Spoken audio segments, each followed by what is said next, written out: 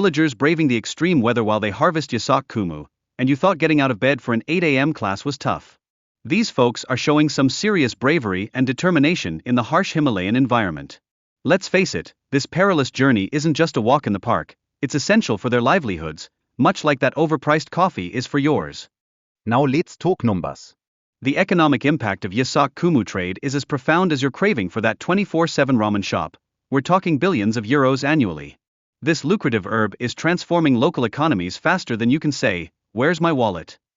Not only does it support the villagers, but it also fuels their desires for all those shiny consumer goods that we often take for granted. Who knew herbs could create such a buzz? But wait, there's more. The cultural practices surrounding this harvest, like traditional blessings and communal migrations, are the heart and soul of the villagers' lives. It's like their version of a family reunion, but with less awkward small talk and more shared identity. This crop isn't just a means to an end, it's a whole celebration that brings them together, showing the power of a community united by a common purpose. As if that weren't enough, the arrival of over 60,000 Yasak Kumu pickers turns the region into a bustling marketplace, kind of like a pop-up festival, minus the food trucks. These temporary camps boost the local economy during the season, but let's be real, they also ramp up the competition. It's like the Hunger Games of herb picking, and may the odds be ever in your favor. However, it's not all sunshine and rainbows.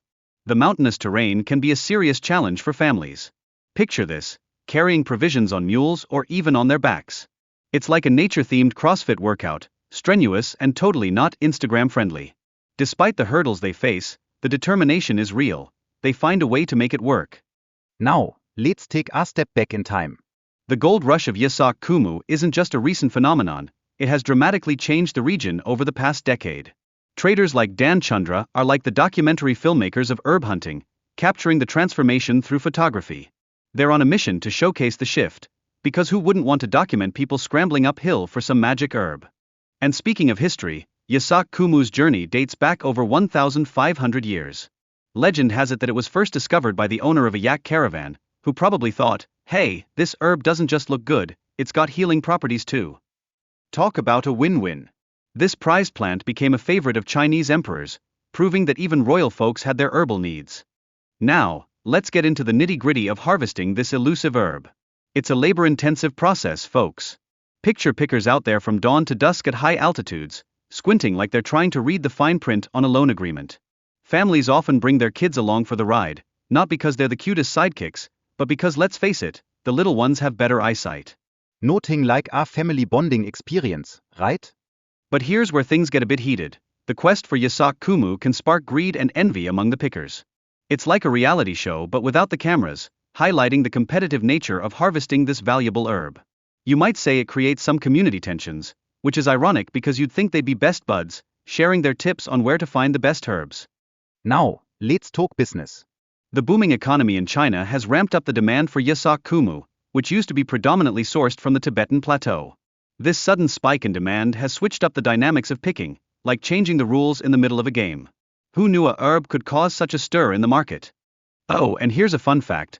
Pickers used to collect around 100 pieces a day, but now finding just 10 is considered a major win. It's like you're back in college trying to ace that exam and realizing you're just happy to have passed with a C. This shift is a clear sign of the growing scarcity of Yasak Kumu, which is leaving many scrambling in search of this elusive herb. With all these challenges, pickers are often forced to travel further and higher, transforming their traditional practices and lifestyles into a true adventure tale. It's like a never-ending episode of Survivor, but with way more herbs and less ridiculous tribal council drama. Survival of the fittest takes on a whole new meaning here. In this unforgiving mountain environment, supporting one another is essential. Share and share alike, right? It emphasizes community bonds and resource sharing in challenging times.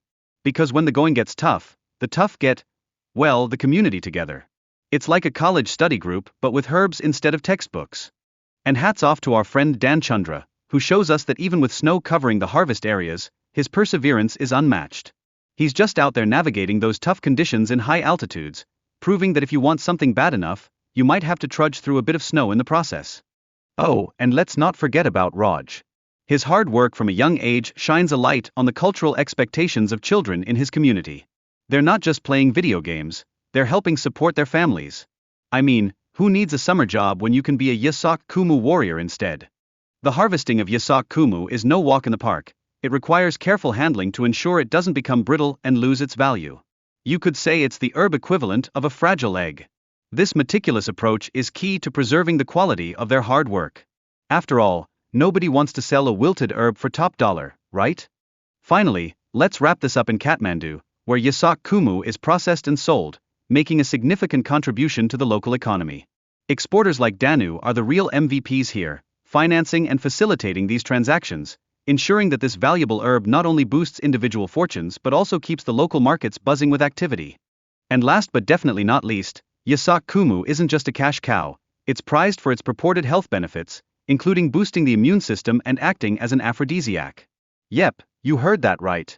This has led to a surge in demand, especially among wealthy individuals in China. Talk about a herb that's got some serious pull in the health and wellness department.